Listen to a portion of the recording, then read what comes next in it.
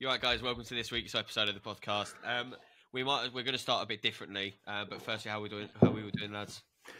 Fantastic, loving it. Right, brilliant. Right, well, I tell you what, I might as well announce the thing at first. Spurs are top of the league still. We've got a Spurs mate who just said we don't mention them enough, so there we go. So well done, you beat Palace. Achievement. Right, anyway, we'll start off with the biggest game of the weekend, Man United, Man City. I'm assuming we all watched it. Yep. Yeah. I was thinking about this. Is that the biggest? Obviously, every year, right? I think United probably look at that game and never want to play it. But like, is that the biggest golfing class? Because I looked at that game and that was a 3-0, but it never felt like a 3-0 to me. I think Man United tried for about 10 minutes and then decided to stop playing football. Man United and I think it could have easily been 6. Man United actually. I think the whole thing up for 10 minutes. The first 10 minutes, it was they tried to get in, and then City shut it down, and it was like they just didn't have another plan B. They just kind of kept going, and it just didn't work at all. Mm-hmm. Yeah, I think obviously Sky Sports had a big spiel about it, didn't they? Afterwards, it's like where I want to cover Ten Hag first before the game because I just don't know what he's doing this season. I know a lot of the fans are going to cite injuries, and that's fine. But every team has injuries, but you still play to a certain way, surely. You've got to. See, the biggest thing with Ten Hag, right? Don't seem to have a. They don't have. To me, they don't have a game plan. What Gav just said there is 100% correct. They play at Plan A. They don't have a Plan B. For Ten Hag to come in after the game, and he got asked, "Why have you benched Varane and Reguilon?" and he goes, "Tactics." You've shoved a fucking 40-year-old man next to a slabhead, and to play one of the biggest games of the season. You know what I mean? Yeah, it's crazy. I completely agree. You've got what one? But it's Ten Hag sent so. No, because it's in his interview as well. That is littered with inconsistencies. He's sitting there going about his holding midfielder, going, "I thought he's controlling the game really well." That's why he took him off at half time. Then exactly. What are you doing? Yeah, but I think it was because he was on a yellow, though. That's the only explanation I can think of. Well, no, yeah, but the thing was, right, he said it in the conference. What he wanted someone to stick on Bernardo Silva. Mm-hmm. And Mount was getting taken for a ride. Part of the game, before we get into the actual game moments, part of the game, Gavin turned around and went, "Why is Mason Mount playing right wing?" Mm-hmm. He's not. He's trying to cover Bernardo Silva. Bernardo Silva had him on the run, mate. Yeah. All game. You know what? I don't think it mattered who Man United put in the middle, because I don't think any of those players could actually stick to Bernardo Silva the way he played on Sunday. Well, the thing is, right, you have to just let him go. If he's going to go pick it up deep, just let him go. Mm-hmm. And then it's like I was saying to you the whole game. When I mean the tactics, there didn't seem to be a press at all, really. It was like a one-man type of... It passes and go. There was never like a whole, like a pack sort of press or like a certain line where they all went right and now we push. It was an odd performance. I say this to Gav, but two things is if there's a holding midfielder in that Man United academy and he's not getting a position, because I would assume they wanted to play a double pivot yesterday. Will be my first thought. If there isn't a holding midfielder in that academy that's deemed that good, he must be shit. And secondly, how bad must Reguilon be training to put Lindelof out on the left rather than an out-and-out left-back? Exactly. Like, it makes you think, what the fuck is happening with that team? Like, what's going on? Well, the thing that doesn't make sense is he brought Mason Mount on to stick to Bernardo Silva, but you had McTominay up there playing as a cam. Why not just drop McTominay back and push Mount forward? Because you know what I mean? He's making the only chances, McTominay. Yeah, but I think he could still manage to do that in that position. I mean, not as well against City, because obviously City were City, but you can't put Mount as a holder. He just can't play there. It's not his job. No. He's talented in every other way. He just can't defend, though. It's like Ericsson, right? He got a massive stick after the game. I don't think you can give him a stick. He's not a holding midfielder. So what do you expect? I think the only thing that got found out with Eriksen towards the end of the game was that he could tell he was knackered because they were just playing passes around him and he wasn't even attempting to go for the ball. Like I think if you're playing players in that position what aren't used to it, later on in the game you're gonna be fucked. You know what? I don't know if it was the fact that he was tired. I reckon it was the fact that it's 2-0. Game's already gone. Couldn't give a fuck about it. So, yeah, no, I agree. If we go from the start, give some credit to Man United. I thought they looked alright for the first 10. Yeah. Absorbed the pressure well.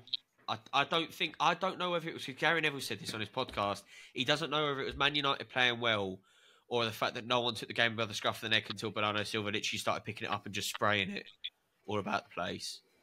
The thing is, you've got to look at that two ways because, yes, City took that 15 minutes to get out of second gear, but then when they did, they wiped the floor with Man United. It was mental. Yeah. Everything was stopped, and it was just all City. You know what it felt like? It felt like a boxer. The fact that it took City 15 minutes, it took them about 3 rounds to figure out his opponent, and then they were like, all right, that's all they've got. We'll just shut that down and we'll play like we normally do. That's what it felt like. I think the idea was if you look at the two chances that United had, I've got it noted down in big fucking capital letters. Is United took far too many touches and was stuttering almost when they had a chance. There's one where Højlund, all he needs to do is try and play it off to Rashford. I'm not saying it's going to pull off, but at least try it. I just get out to him. Yeah, you're not going to get any, like with City, you don't get that many chances, but just take your chance. Be a bit braver. I feel like they were just I think they were just getting up there for getting up their sake and then going, oh, we had a couple of chances at the start of the game. It's funny because I seen a clip and it was something like facts what happened in football, and one of them was Ederson never makes a save. And then Scott McTominay fucking panned that at his pass and he saved it. Unreal. Yes, it was at him, but the power from McTominay, he panned it over the bar and I was like, you can. I was like, I've just seen Sal that you there make saves and he pulls that off. But I think City, when they got going, they just looked good. I think Gvardiol played a fucking blinder. I thought he was class. Yeah, the penalty shout for the first goal. I mean, I thought the first half wasn't bad, but the second half was where the actual entertainment was. I think that's when the City reminisced. Actually, I think that's the first time they've played like last year. This season they've properly kicked in there in the second half. But the penalty on Rodri, in my opinion, is a penalty. Yeah, 100%. I think there's an argument for saying it's soft, and that's fine. And the Carragher thing that it happens 15 times a match, that's fine or whatever. But I think there's a couple of factors in there that makes it a bit worse. Højlund has no chance to get the ball. He's stopped someone that can get the ball. The best header in the City team, probably. And as well, if you look at the replays, behind Maguire when it starts, there's just no intent to play the ball. It's a foul. When I watched it live, I said this to you, JLN. It looks like Rodri's looking for it, but at the end of the day, you need to draw the attention to it, because VAR may not pick up. If everyone's just going to play on and the hands are going to be said about it, they're not going to pick it up because it's a big moment, it's a big decision. They were never going to pick up. So, but it was definitely a penalty, and I don't know if you're going to pick up on it, but the one in the second half of Maguire, that's also a penalty in my eyes. So the first penalty could have also been a penalty for what Maguire was trying to do with, I think, John Stones, was it? Yeah. In that same set piece, I agree with you. Also, as well, this argument that it was soft and it happens and they're looking for it. Almost every penalty now, people are looking for it. I've got 100%. One about Arsenal I'm going to bring up with Fabio Vieira. He was looking for it. It is what it is. Players do it now. Look at Gordon. Look at how Gordon wins his penalties. He looks for it and he gets them. It's just a thing now. Yeah. Second half, I thought they went out and played brilliant. City. Just that second goal. I disagree. Oh, okay. I don't think they played well. I don't think they played a blinder. I think they came out and they played well, but it just showed the flaws in the United side. It's one of those things. It's either City played well or United played shit. The thing is, the amount of times Grealish has picked up the ball, and he's just tucked it into Bernardo Silva in the overlap. Yeah. They've done it about 3 or 4 times in the space of 5 minutes, and I think who was it? Dalot that was on the right side. Never picked that up once. He just stuck to his position and just let it go. The problem is that Man United back four is, especially with, as you were saying, like a 40-year-old at centre back next to Maguire, is you have next to no pace. So that centre back, if you go the inside left channel and the inside right as City, you're never going to get, if the wing back's not confident enough to come on the inside, the centre back ain't going to come out anyway. No. They're going to keep position. You saw that time and time again. Mm-hmm. I want to give credit to Haaland though. Like the just before half time, he's headed it, and instead of Onana saving it, he's fucking headed it straight at him with a bit of power. Second half, maybe what was it, 5 minutes, 10 minutes into the second half, the same ball across, and instead of putting power into it, he just makes that small adjustment. That's what makes Haaland so dangerous, is because he can do it in a game. He doesn't need to go to the training pitch and work on it. He can do it there and then.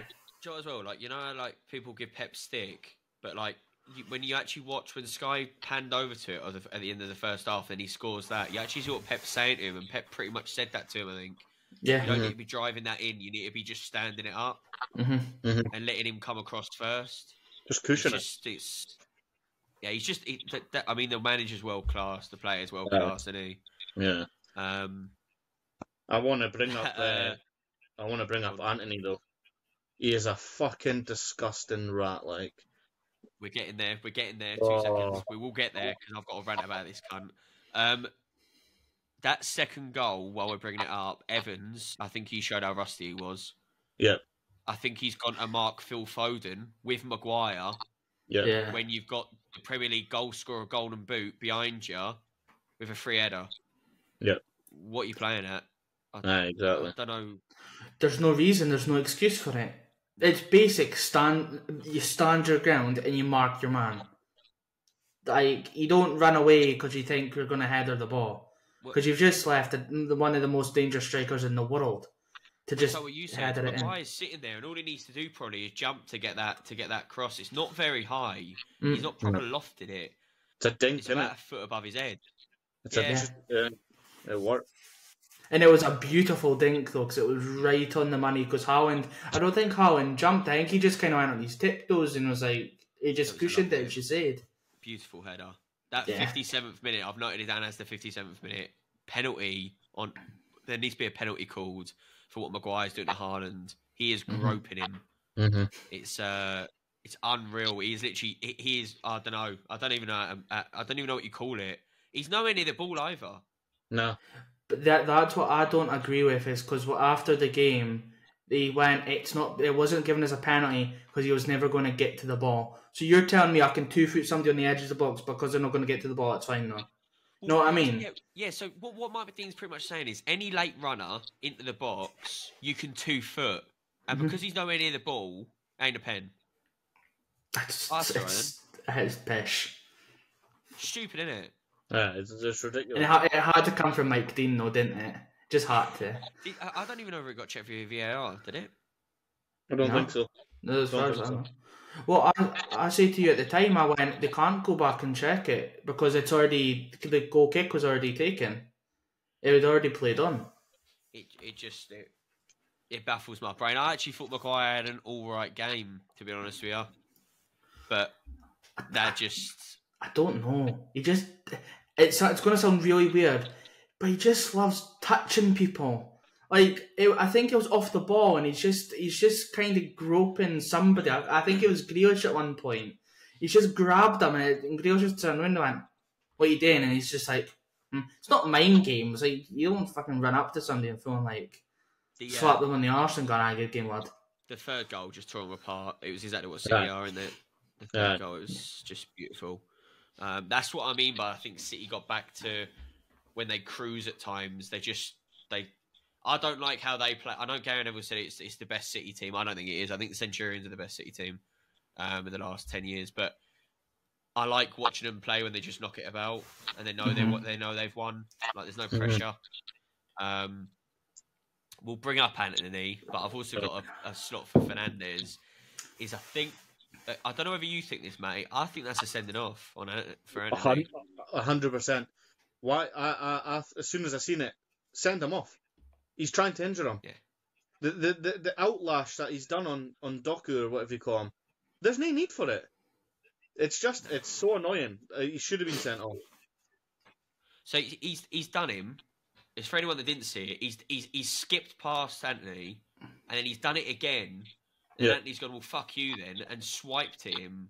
Yeah. But it's like he swiped him and then had a go at him, and you're like, even if you're going to give that for a yellow, you know when they took the free kick 5 minutes later, and he started mouthing off to the ref again, give him a yellow then, send the cunt off. He doesn't want to be on the pitch. Send him off. If he's doing stuff like that, he doesn't want to be on the pitch.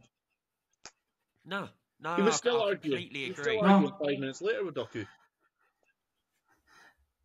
I think it's the fact he thinks he's better than he is. And he's like, who's this boy? He's been in the Premier League for a month and a half, and he's doing this to me. That's not hard. Fuck off, who are you? You've done nothing. A worse version of Richarlison for attitude. Oh, that's a shout, actually. Both useless. I don't want to slag off Brazilians. I don't know if it's just Brazilian or South American type of like that sort of attitude, but those two are the worst for it. Yeah. I can't get my head around it. And Bruno Fernandes, he's captain of that team, and at 3-0, he's just not running. He's just as bad though. Bruno's just as bad. If his team is not winning, he is the worst player on that pitch. He's dreadful. And I think Roy Keane is right in what he says. Rip the captaincy off him. Yeah. He's terrible. I had an argument for a United fan before the start of the season. I went, Bruno Fernandes shouldn't be your captain. He went, why? He's class. He's brilliant. I went, his attitude's stinking. He goes up to the referee and he's not respectful. He doesn't go up and go, how is that for, or what's going on? It's the fact that he's up in the face. He's doing everything he can to try and get an advantage. That's not a captain. If you look back to years ago when Keane was captain, yeah, Keane was heated, but he was never going up to referees in their faces and stuff and going, absolutely going mental. Can you know what I mean? Yeah, but what I mean is, right, so when they're getting dominated, and I think, did he have a chance in the second half? But it was near post, and he's fucking skied it. Aye. He is a class player, Bruno Fernandes. I'm not going to get away from that. His talent is amazing. But you square that. I know he's big-headed. I know he's got an arrogant mindset, but you square that. The top players square that. Or do you blow drive it? What I mean is every single chance that he gets in the final third, when things aren't going United's ways, he just shoots. He is rash, yeah, absolutely. His decision-making is terrible. And that's actually a bigger point with Man United I want to pick up. Is that when you look at that United team, how many arrogant players they have in there with bad mindsets. And then also as well, just not good enough. No. Like, how many Man United players get in that Man City team right now? None. No, I don't think so. I couldn't even say Rashford. Rashford fell off. He done fuck all. Rashford's on Grealish's wing as well. And Grealish, by the way, as well. He had an unbelievable game. And then Grealish came off and Doku came on that left wing and Doku looked even better in the last 10 minutes. I like Doku. I think he's brilliant. For a young boy to come into a big side, every time he's came on or started, he just looks dangerous. They've got a player in that. 100%. And he's young. He's really young as well. He actually reminds you a bit of Leroy Sané when he first came into that City team. Yep. Just he takes people on, mate, and it's just always good to watch. Do you know what I mean? You know the thing with Doku as well is when he loses the ball, he'll try and take them on, and if he loses it, he'll hunt them down, and he'll try and get it back straight away. He's not there throwing his hands up and going, "Oh, it didn't work out," and then run back. He loses it, he springs up, and he's straight away trying to get the ball back. That's the type of player the Premier League needs. They don't need the Fernandeses and just Forzawa. He could have went down from that swipe off Anthony and sat down for about 5 minutes and just fallen about the place and that, and he didn't. It would have probably been a red if he went down. Yeah, I tend to think that as well. Yeah.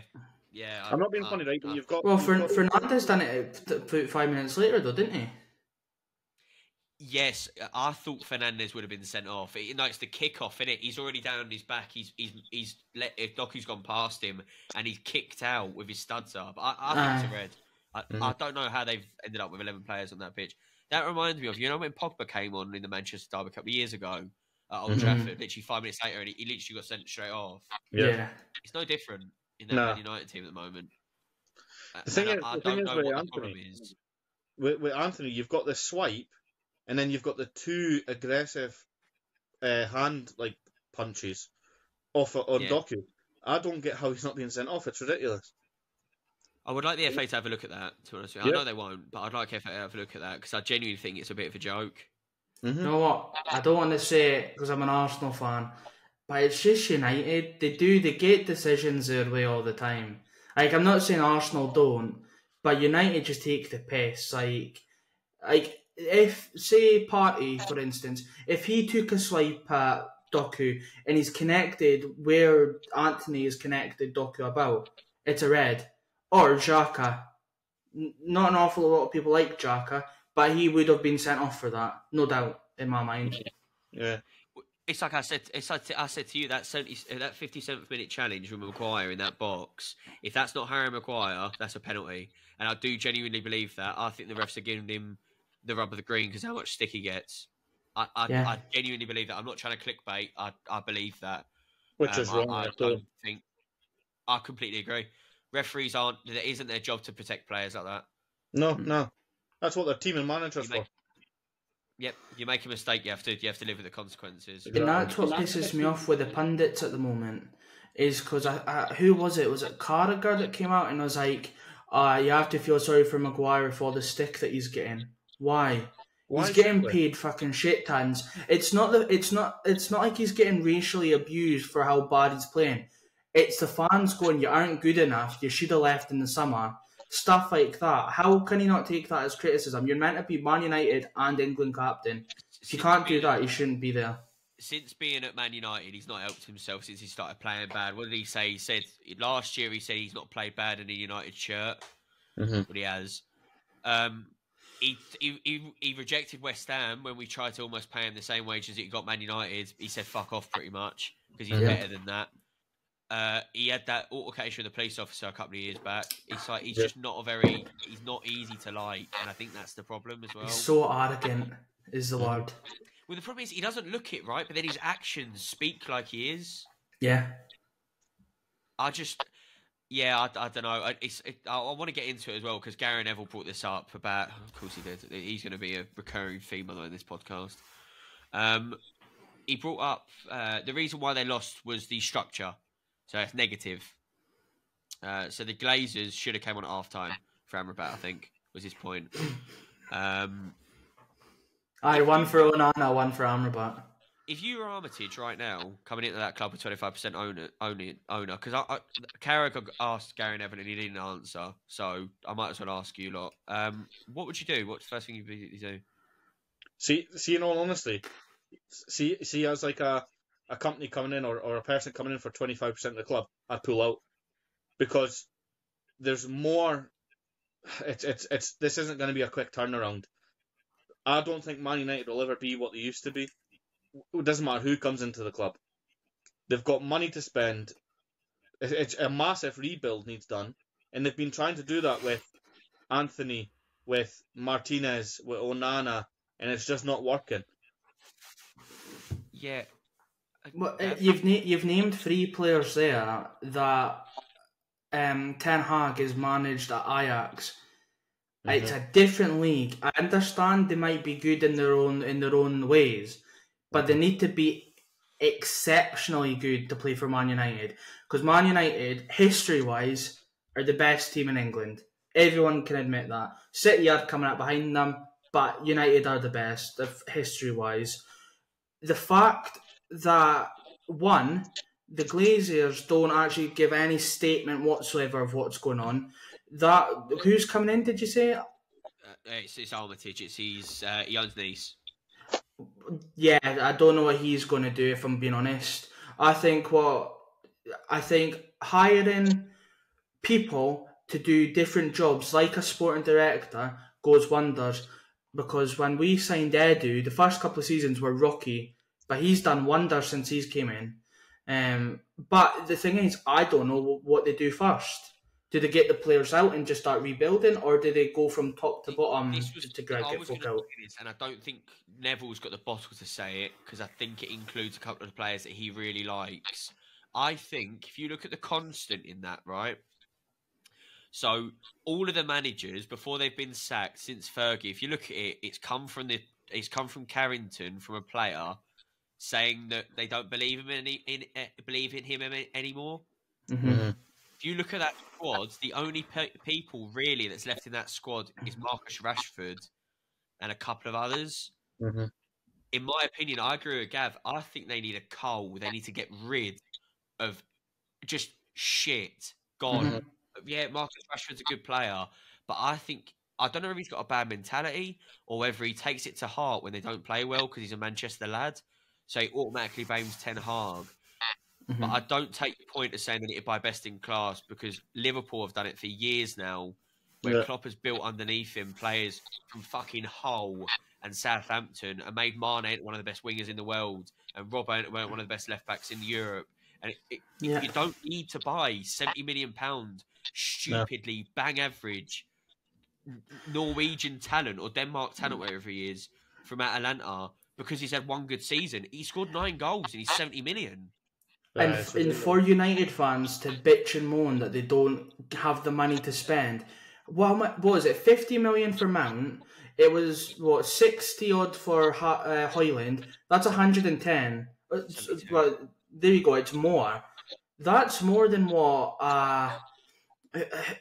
like a Palace get. And they're consistently mid-table. They don't moan that they don't have the money because they know how big their club is. It's a big club, but they're not as big as like a United though. No, this is my point. When you look at I know what the argument will be, right, from a United fan point is, they're not, Brighton aren't a Man United, but Brighton look into their players before buying them. Yeah. What my point to you, Gav, last night was, if you're going to spend 70 million on Højlund, right?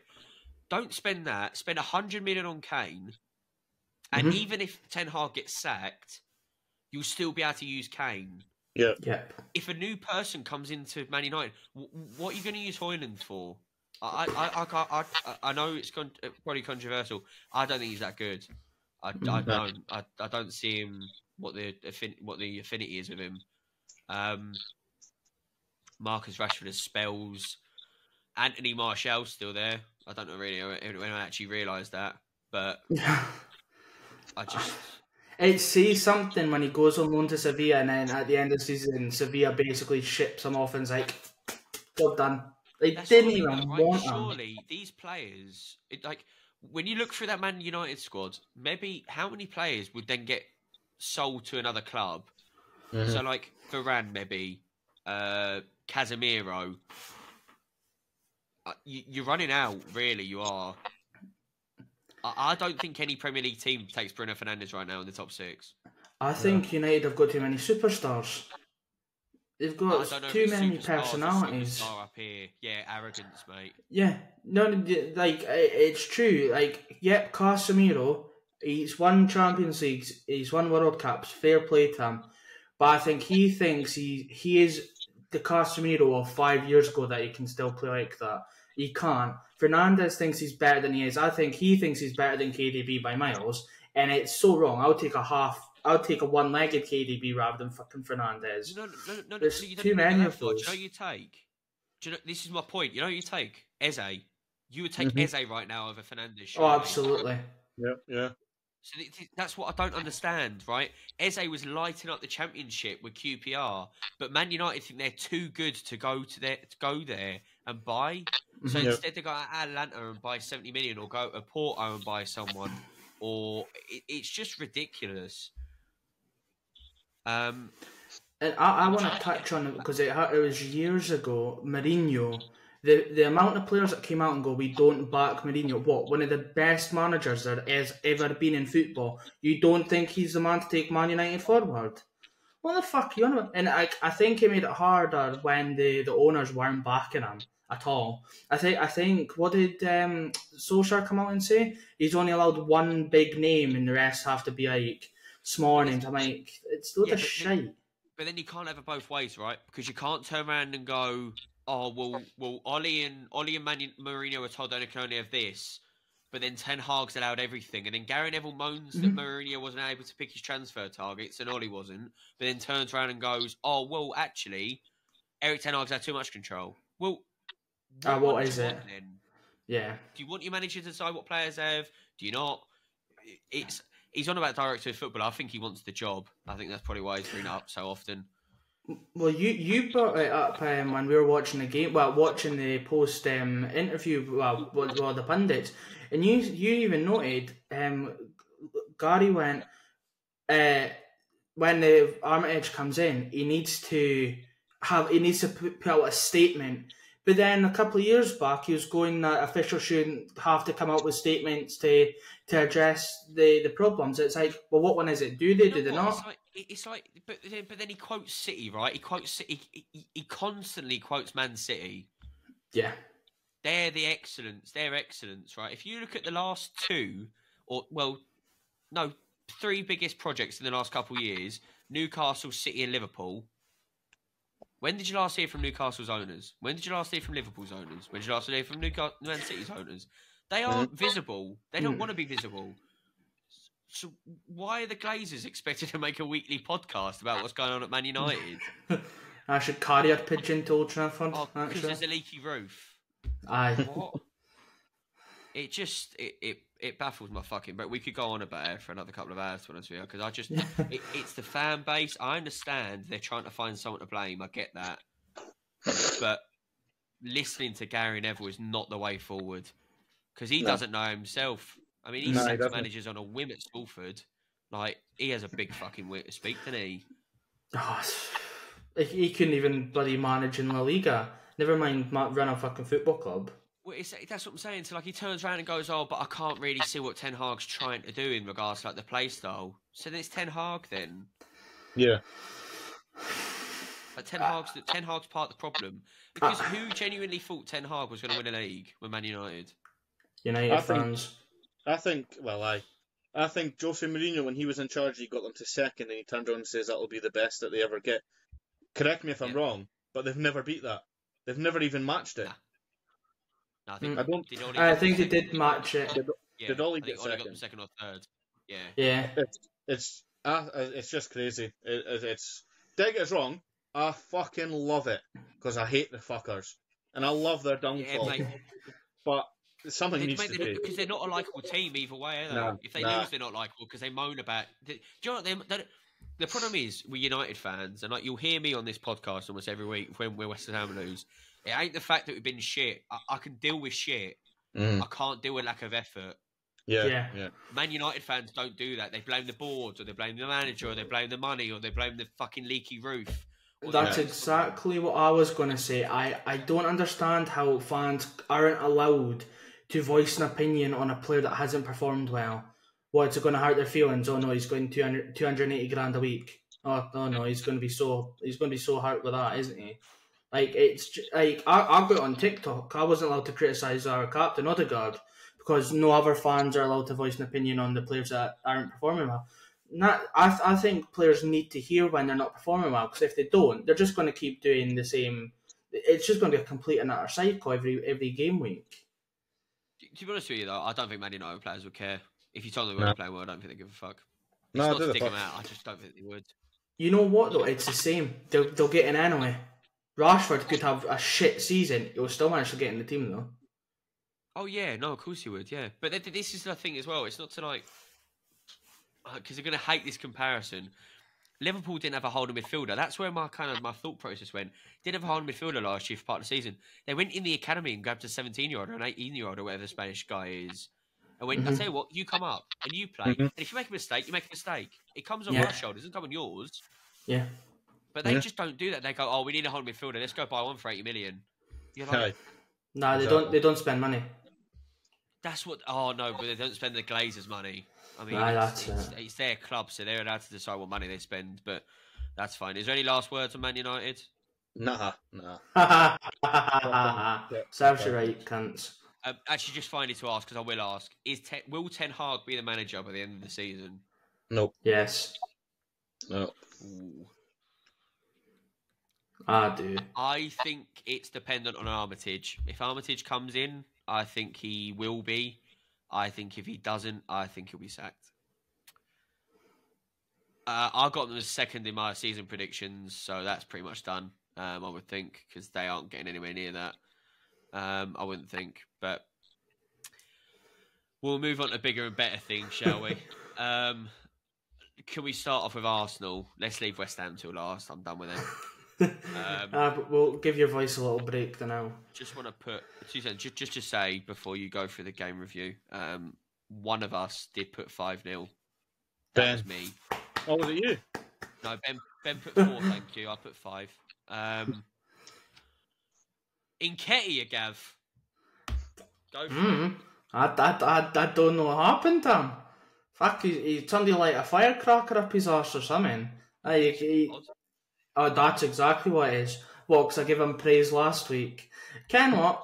When he plays shit, I'll tell him he plays shit. When he plays well, I'll tell him he played well. He was brilliant. I don't think he put a foot wrong. The first goal, Declan Rice, a good ball.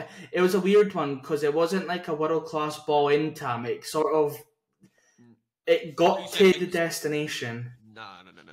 Oh, here we go. Watch the highlights of this. No. It's not a world-class assist. It's not. No. I didn't say it was a world-class assist. It's a straight ball into his foot. If you want to class anything about that, it's the touch of Nketiah. No, but that's what I'm saying. It got to the destination. It was a shaky assist, but it was a good pass to him though. What I mean is, I listened to the commentator. She was like, "Oh, that's a world-class assist." Like he's passed the ball 20 yards in his foot. I'm not gonna lie. I don't listen to them commentators, to be honest. I'm not gonna lie. I normally just mute the TV. No. As you've said, it was a well-taken pass onto his stronger foot, and he's just lashed it home. What you need to do. It's a game that was suited for him, wasn't it? Sheffield United, they sit back, they sit deep. It was so obvious to play him rather than Jesus because he just sits in that. He sits in that. Story. We didn't have an option. In the box, didn't he? Didn't have an option. Jesus is out for a couple of weeks. So you had to play. And you know what? No complaints that he did play. I normally would have. Everyone knows what I think about him most of the time. Nah, he played well.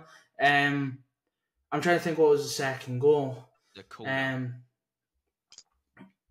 Was that the one where it just kind of fell to me? He just lashed it into the top corner. I was going to say, I think Ben White knows what he's doing to block the goalkeeper. I will put it another way. I don't think he actually blocked him. I think the goalkeeper needs to have a look at himself because I think he's just gone down thinking he'll get the protection of the ref. Mm-hmm. Well, if you look every Arsenal game, every Arsenal corner, Ben White stands there. And I think he's been smarter now because he's not technically standing in front of the keeper to give away a foul. He's standing in front of the defender that's in between them. And then, he's going into the defender that's going into the goalkeeper. There's no foul in that. He expected too much protection. I have no sympathy for goalkeepers. They're the tallest people. Onana showed that you can punch someone in the face and not get a penalty.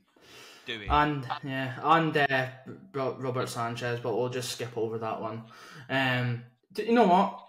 In Nketiah of last year, he would have missed that second goal. He would have sliced off his boot and went out for a throw-in. He's actually managed to find top bins, which is more difficult than actually just finding the target. His hat-trick goal. Oh, banging. Oh, my God. Henry-esque. It was absolutely... What? The fact that... Floppy. He's our tie. That's what it is. He's gone from a League 2 striker in Henry. No. I said the goal was Henry-esque, not the player. The goal was Henry-esque. The fact that he just took a touch out of his feet and just fucking hit it. And the keeper had no chance. No. That's all you need to say on it. The penalty. It's a penalty. It's a penalty. He stood on him. It's a harsh one. He hasn't stood on him. Fabio Vieira's expected the contact and put his right foot out there, and then he's gone down like he's been shot. One of the angles, he actually does stand on his foot on one of the angles. I mean, okay. It was given, so it's a penalty. No, it's a penalty. I don't know why Fabio Vieira took it though. Oh, he took it. It's Arteta's feel-good thing, isn't it? Oh, you win the penalty, you get it. Very good. No, you give it to... I don't know who you give it to. Give it to somebody that isn't Fabio Vieira, because he isn't going to start every game. He isn't going to need his motivation up to get in the side, because he isn't going to get into that side. It's just... he should be. He should be in there instead of Jorginho most weeks. But he isn't going to, because Arteta just seems to love Jorginho. Tomiyasu's goal, just messy. It's just do you know what? I was going to bring this up actually. I've had a couple of points that just in case you didn't. What's changed this season? Because I could be wrong. I've not checked the stats. I know you scored 6 goals from set pieces this season so far, but you seem so much more offensive on a corner this year than what you did last year. You know what it is? Because last year it was weird. We would have one man stand in front post, and then you'd have Saliba, Gabriel, and Partey, because we didn't have Rice, but Rice is in that role now, where they just sort of run in at the last moment, and if it falls to them, it falls to them. I think now it's a fact that you stand here, you stand in, we'll pen the defenders in, and then if it bounces, like the Man United goal, Rice's goal against Man United, we penned them in, it's fell to Rice, and Rice is just hitting it went in, because there was nobody coming out to kind of stop him because they couldn't get there. But I want to touch on, from almost what you're saying, what's different from last year to this season? Because I need to be careful, because I can't moan about players. But can I be honest with you? Because I was going to bring this up actually. I think it's worrying. You've won, well done, and you've won convincingly. But it's worrying. Your 2 best results are against Bournemouth and Sheffield United. When I mean results, I mean performances. Sorry, not results. I think those are the only 2 games you've looked like Arsenal of last year. I don't think it's even Arsenal of last year. I think like against Chelsea and Spurs, they just didn't give us a minute on the ball. Odegaard got the ball. They're at his back. They were constantly like no elbowing, but forearming him to kind of rush him on the ball. And I think that's why Odegaard isn't playing as well as he is, because he just doesn't have the time on the ball. And I think it's the same with a lot of them. Saka, they're doubling up on Saka now because they know what Saka will be doing. He'll either be cutting in on his left, or they'll be trying to do one long touch down the touchline and try and swing it in. But I don't know. I've had a fan say it's the fact that there's international breaks and that takes a toll on them. I mean, they weren't complaining about it last year. And you know what? I get our best performances are against Bournemouth and Nottingham. Nottingham, because we played well against them for 60 odd minutes. But Sheffield at the weekend. But I want to be performing like that every week, and I don't understand what's changed. Yeah, it's not a big difference if I'm being honest. Rice is an upgrade. It's like I said this to you last night. I think Rice has caused more issues in Arteta's head than I think he'd like to admit. I actually think, bar those 2 games that I brought up, Man United, the last 10 minutes, when you scored the second goal, you looked again like what you looked like last year. I think it's freedom. No one's pressing. No. As in freedom, as in they just don't seem to. When it's close or they're drawing or they're losing, it looks really laboured. If that makes any sense. Like they're over trying. It's not free flowing. It's not one touch. It's like really. I'm not gonna lie. It's hard to watch at times. No, it's like Emery ball. Not Aston Villa, because actually I have to give him a bit of credit. He was actually doing pretty well at Villa, or he is doing well at Villa. But honestly, it's like watching Emery football all over again. Too long on the ball, they're getting stuck on the ball, and then we're giving balls away. Like look at Son's goal, second goal to actually equalise at the game. Yeah. He's nipped off of Jorginho because Jorginho's thinking he's got so much time in the ball, and he just doesn't. Yeah, but I want to go on to a little start. Arsenal haven't lost to a promoted team since 2010. Do you know who that team was? Newcastle. It was Newcastle in 2010. I thought Matty would be piped up there. I think that just shows that we're good against no, the bottom teams, I wouldn't say shit teams. They've managed to get in the league, so they're all right. But they're not the top 6. We've always struggled against the top 6. And this season, yeah, we beat City. It was a slugfest, though. Yeah, we drew with Spurs. Again, it was another slugfest in the second half. United, it took us to the 90th minute to actually take the win. Like, you know what I mean? We're getting the results, but we're not getting the results how we would like. But you can't moan about it because you're not a true fan, apparently. Do you think they've been as good as last season, Matty? No. I think last season they were, especially obviously leading the table for 250 days. They just seemed like the old Arsenal last season. I'm not saying they're shit. What do you put that down to? What did I put it down to? Expectancy, I think. I think because they had that little run of top of the table for so long, they've kind of came, obviously, yes, they did bottle it, but they've came into this season trying to pick up from that. They're not shit. I don't think they're shit this season. They're fucking sitting second place. No. They're a good team. I think signing-wise, they made good signings. But I think it just comes down to expectancy. And Gav said it, the time on the ball has kind of just disappeared. They don't have that now. Unless that's what other teams have picked up from last season. They've stopped it this season and kind of catching them out a bit. But they're picking up results where they need them, if you know what I mean. Yes, they've drew with Chelsea, they've drew with Tottenham. But one of the biggest wins, I think, for seasons to come will be that 1-0 to City. Yes, I kind of agree with what Ben said last week. It's like they're very reminiscent of that Liverpool team. Do you remember Liverpool were battering people 4-5-1, 5-0, whatever. And then they didn't win the league, and then they won the league. And the year they won the league, there was a lot of 1-0s and 2-1s and 2-0s, and they didn't bombard you for 90 minutes. They were just so solid. And that it's reminiscent of that. Don't get me wrong. I don't think Arsenal are going to win the league. Nowhere near it. I think they'll probably finish about third. But I like the way they're getting results. I don't like their performances. Aye.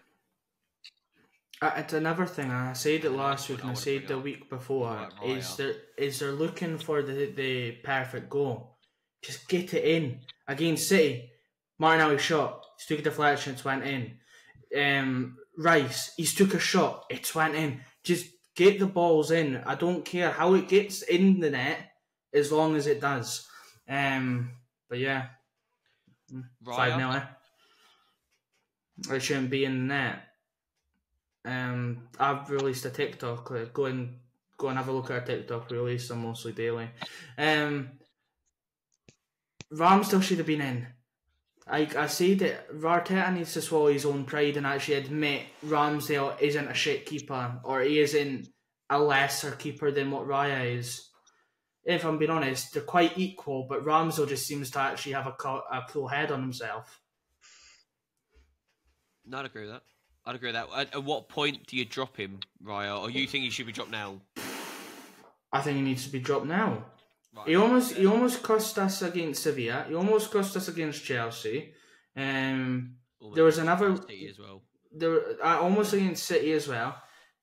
That's 3 more times than what Ramsdale did last season consecutively. I said this last week. I genuinely think Ramsdale was the one position you didn't need to replace in the summer. That's just a nonsensical decision. I think left back could have been better. I think centre back could have been better next to Saliba. I know you're not going to agree with that, like Gabriel, but I think you can get better than Gabriel. And I think a striker and maybe a centre mid if Xhaka was leaving. I don't think Rice is the answer either, but I understand where you've got him because Partey's injury prone. So that's fair enough. Yeah, I mean, January will be interesting. I know you said you think Arsenal finish third. But if we get our targets of who we're wanting to get, I don't think we'll get all of them. I don't think we'll get many of them, to be honest. But if we do, we'll finish higher than third. I don't want to say we'll win the league because that's just being a total bias. That's been a total Arsenal fan saying we're going to win the league in October. But I think if we get Pedro now and we get Douglas Luiz, I think you got what? It's November. I think in 2 days. I think you. I think you have. It's what I said to you. I think at the first pod we done, first episode of the pod, and also when we beat Chelsea, I don't start realising or noticing a team coming out of performances until November. I'd say it's what my dad always said to me. I think because we usually start off well and then go down the shitter. But yeah, I think you can take it on the chin. You have Newcastle next week. I love that. I mean, you've already linked it. You may as well get onto the Newcastle game, and then we'll talk about that game after. Yes, we'll do predictions in a second. We'll go Newcastle next because honestly, I couldn't just. Hopefully, we get past the hour mark, and I don't need to speak about West Ham. Go on, Matty. It generally was a good game. It was enjoyable to watch. It was end to end. I didn't expect it from Wolves. If I'm in all honesty, I didn't expect it. Playing at the Molineux, it is a hard place to go. But from minute one, it was just end to end. One performance I want to bring up for Wolves, by the way, Neto. I thought he was fucking unreal before he got injured. He was class. They play some football as well. Wolves it's crazy. Yeah. But what's weird though is it's not consistent. So they'll be shit, and then they'll play football like that, and it's a joy to watch. But it's a 2-2 draw. It's Wolves, isn't it? It's kind of like one of those games. It's you smash them 3-0 at half time, or you can put they're going to beat you, or it's going to be a draw. I think we played all right. I don't think we were that bad. Your stand-up performances. I think Bruno was good. I think Wilson was good. To bring up stats on Wilson though, go on. No, go on. I've got a question afterwards. Go on. The stats on Wilson: 13 out of 13 penalties, 100% record. He's also the top goal scorer since April, which I didn't realise in the league. Yeah, he was lucky to get 2 goals. So well, a couple of things. I thought I would. It's obviously just coming back from an international break a couple of weeks ago. Is Longstaff playing his way into the England squad? I don't think. When I mean that, because I just saw Gavin's face. Sorry, mate. I just saw Gavin's face. What I mean by that is we are calling out for someone to be next to Declan Rice, who likes being a box-to-box midfielder. Calvin Phillips is not good enough. I think you saw that against Italy. He should have been sent off. So what I'm saying is, if not Longstaff, who? Gallagher. I don't think he's not a box-to-box though. Well, he's been more box to box for Chelsea than he ever has been, and he's actually done well. He's been one of the standouts in that team.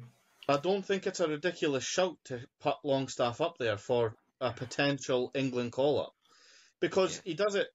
It's strange because our stats with Longstaff starting were better than without him. But I don't know. He puts his heart and soul into the club every time he plays. That's what I was going to say. You don't have many people like that in that England team at the moment. And what I meant was, and again, I can see Gavin laughing in the background. What I mean is like James Ward-Prowse is a no-go. He doesn't want James Ward-Prowse. He doesn't look like he trusts Mason Mount after that USA performance in the World Cup in December. So, and he doesn't. And Calvin Phillips was shit against Italy. There's no other way I put it. He was very lucky to still be on the pitch. So why not Longstaff? Is I guess what I'm saying. I wouldn't be against it. In all honesty, I think put him in an England top and see what he can do. Especially next to.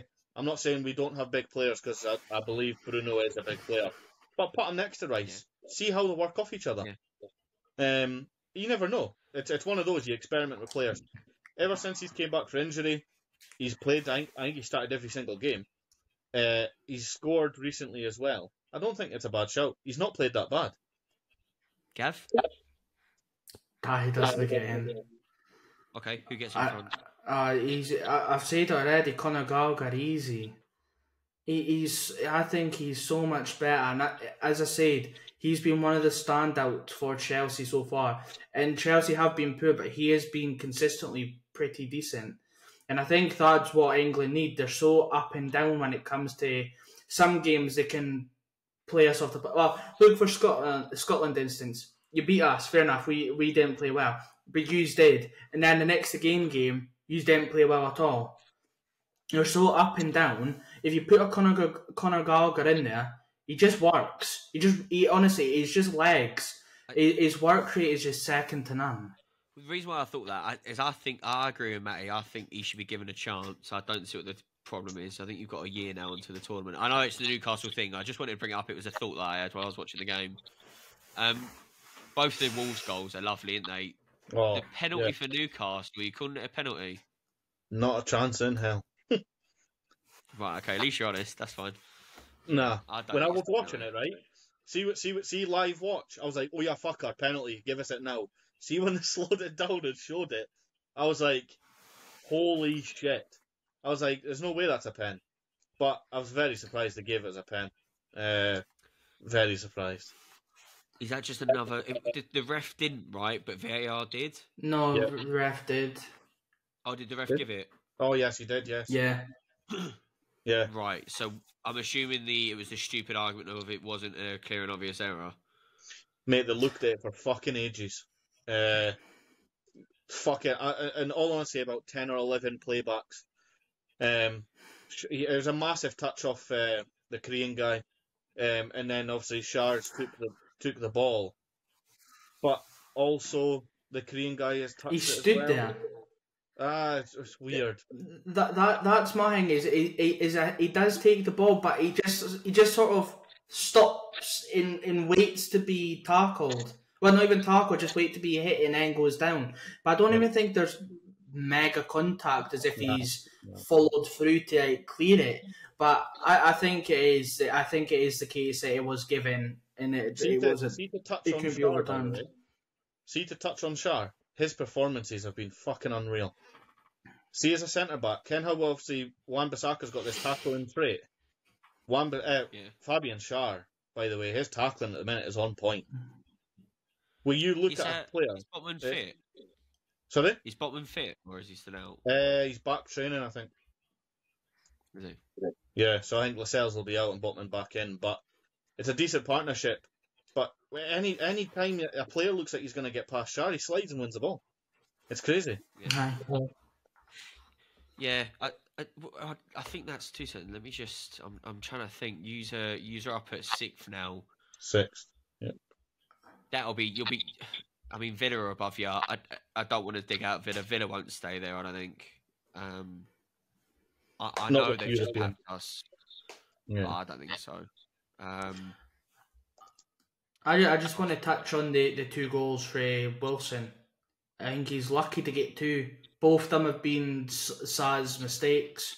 I don't understand how he hasn't caught the ball. I don't know if it's the fact that he thought he was going to, the defender was going to, he was going to come down and it was going to get dislodged.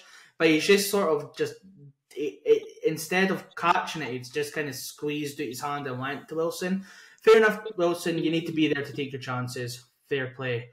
The penalty, I don't know how Sa hasn't saved it. I think it must just be the power that it's just kept it from going in. But I don't think it was a good penalty. As I say, I think it's just the power. Sa was down there. I think it's the fact that Sa's dove past where the ball was going, where he expects it to be. Because Wilson's quite good at finding the corners. But I thought it would be difficult for you. I did say it was going to be 2-1 Wolves, and I think if that penalty wasn't given, I think it would have been. Mm-hmm. Right. Are we ready? Are we going into West Ham, are we? Go on. I had a rant last week. It's going to happen again. I'm fucking done. Just whatever. I'll give him praise, actually. Go on, we'll start off with the good stuff. The lineup was the lineup I wanted. I've been calling for weeks. You can't have a go at him about that. We had the lineup. That's fine. And I don't think it's so much to do with the tactics on the pitch. I think the players are to blame as well, is I think what I'm trying to get at. When you watch the game over, we had our chances. But it just feels like we're so organised at the back. So organised. Mm-hmm. We know every single eventuality. If it's there, what we're doing. If it's there, what we're doing. If it's, if in front of us, it's to the left, to the right, whatever. When we get up front, it just looks like Moyes just kind of goes, yeah, just do what you want. Mm-hmm. And you look at the big teams. I mean, you look at Newcastle, for example. Newcastle are class for it. When a midfielder gets the ball, you see runners. There's always a runner left wing. There's always a runner right wing. And there's always at least one going straight through the middle. Mm-hmm. And it's to try and pull the two centre-backs apart. And we just don't do it. I think losing 1-0 to Everton, by the way, good goal by Calvert-Lewin. The balls come from nowhere. Antonio, I want to pick up on him, by the way, as well. Diving, unreal diving. People can say he wasn't diving all he wants. He went down like a sack of potatoes due to no contact. I don't really understand what he's doing. But there we are. And they passed through our midfield. I think he's showing James Ward-Prowse the problems right now. We've changed it into a double pivot rather than a single and just leaving Alvarez on his own and then having Ward-Prowse and Paqueta up. Kudus had a good game. The kind of questions I don't really want to throw about the game was a bit dry. We should have probably won it, but you know what it reminded me of is when Sean Dyche took over at Everton and we played them at Goodison and it was 1-0 for a Connor Cody corner goal. We didn't play well. We had the chances to win it. We just didn't take them, and Everton took that. It was a snatch and grab, wasn't it? They can't understand it was a snatch and grabbed it. And that's fine. I don't have any problem with that. That's the way they want to play. I said that to you before the game, they were going to do that. Sit back. And we always struggle to deal with people that sit back. I mean, we had, I think, 70% possession in the second half. Mark, the questions I want to kind of throw out, because I don't want to speak about the game too much, because it's actually... It's too painful. No, do you know what it is, mate? Is that team I bigged up at the start of the season. That's probably the best West Ham team I've seen in 20 years, easy. What's the problem? I think what you've just said. Is it Moyes? Literally what you've just said. I think it's a mix of Moyes and then midfield defence, brilliant. You have worked it out. It's Moyes and up top. It's disjointed. It's the word I would use. You can get through midfield, and you can get it out to Bowen. Bowen against the Bowen. Fair enough. He takes players on, and I think Bowen has been one of the best wingers in the Premier League so far. But there's no one in the box for him to cross into. Antonio's always trying to get it shot, and he can't pass. I don't know what he can actually do. So, yes, 2 seconds actually. Sorry, I'll just cut in. What can he do? Because I think he's the problem. I think it stems up front is that problem position now. So, what does he do? Why does Moyes keep picking him? There's no one else. He just likes him. That's the only thing I can think of. He just likes him. Or the fact that he's scared that Danny Ings gets injured again. So, Danny Ings is useless as well for West Ham, or he has been. Well, yeah, but you can't. Beggars can't be choosers. I mean, that's the two you've kind of got, mate. No. But we don't, and this is what I'm saying. It kind of hauls back to what I was on about United 2 seconds. I'll make sure I get his name right. I think his name is Mbama. He's been on the bench every single game this season, right? Oh, is that young French boy? He's not French. He's down as English, but of he's course. a striker. He done well in the Europa League Conference last year. Antonio offers nothing. As I said to you, I jokingly said it a month ago. I don't think it's outrageous to say Moyes just chuck Souček up there. If all you want is someone to be able to hold on to the ball and let runners go past him, that's fine. I don't know. As I say, I think Bowen gets the ball and he tries to do things, and he can pull it off and he can beat his man. But as soon as he gets in the box, there's no one there he can pass to. No. Like, they're all on the edge of the option. box. Nah. I think that's what kind of shoots you in the foot, because you do play pretty decent. You just can't seem to tuck them away sometimes. Try it though. Try it. All I would say. Try Souček up front. Yeah, no, mate, I know that sounds so stupid and people laugh at that. But if you put him up there and just let runners off him, and that's fine, I'm all right with that. Yep. At least it's more attacking. Right now, we've got a geezer that can't keep 2 paces. The last 2 questions I want to kind of have is, Is Moyes in danger of losing his job, in your opinion? Because I think no. I think He I should think he be. could get us relegated, and Sullivan wouldn't sell him. No, wouldn't sack him. I think it should be like what Gav Oh. just said. It should be. Is that because of the football that he plays, or the fact that, all right, you two might not agree? I think we've probably got the best squad out of the top six, bar Newcastle as well. So say the top seven. I think you take those top seven out. I think we possibly have the best squad in the league. I'd probably agree. With the I players don't see you've man got, for man who's, yeah. I think I'd have to agree. I think Bowen gets in a top 6 team right now. I think Kudus does. I think James Ward-Prowse probably deserves to be in a top 6 team. That Alvarez looks decent.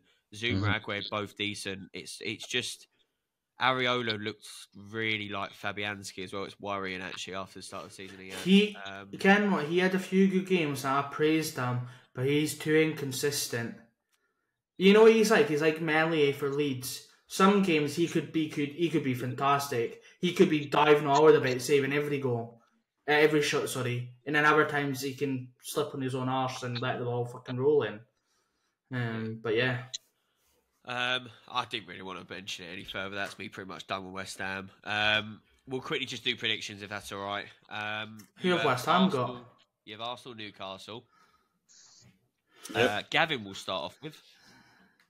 Where is it? St James's or Emirates? It's Emirates. Emirates.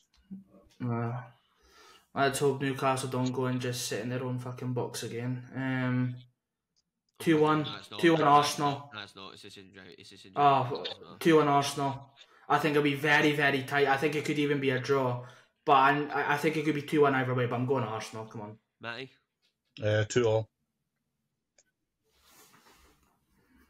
I think there'll be goals. I don't have a thing about that. I think it could be.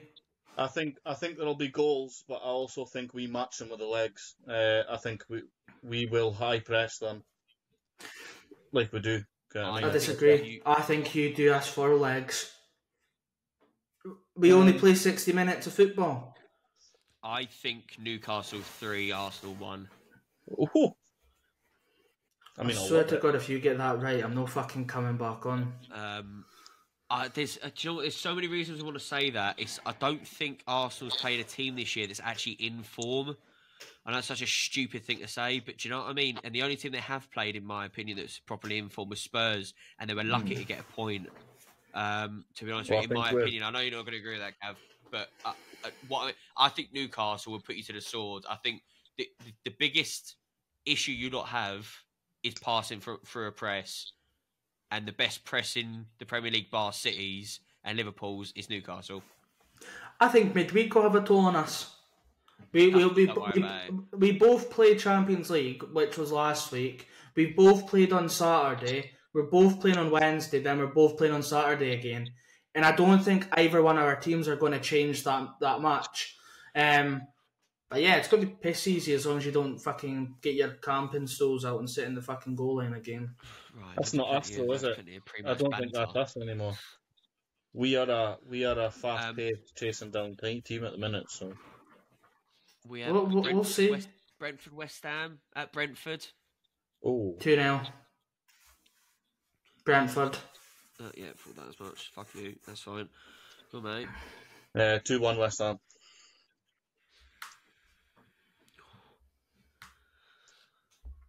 If Ben was here, 7-0. Oh, well, West Ham. we win the Champions League, mate, this year, I think, off him.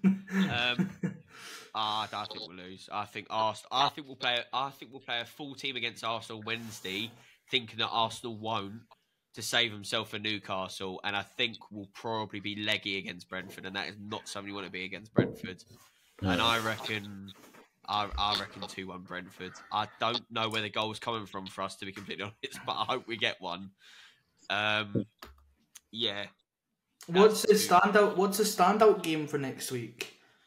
Is it Chelsea Spurs on Monday night? Yeah, you have Chelsea Spurs on Monday. I mean, you also have Man City Bournemouth, not really a big one. That's pretty much it out of all the other games. But yeah, Spurs Chelsea, and it's at Spurs on the Monday night. I think Chelsea are going to win that. I'm not putting a prediction down on it, but I think Spurs will walk it. Mm-hmm. Ooh, I think Chelsea. Chelsea just looked too open for me, and you can't be open against that team. The only reason why I said that, and I said it to the Spurs fan that we never seem to mention on the pod as much as what you would like, is the only game Chelsea have actually turned up and played well in was the London derby against us at Stamford Bridge. It was at Stamford Bridge, but I don't think it matters there.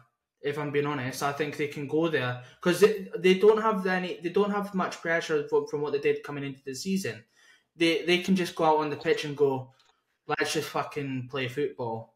That's what it should be. But will it be that? God knows. I hope so. I hope I'm right.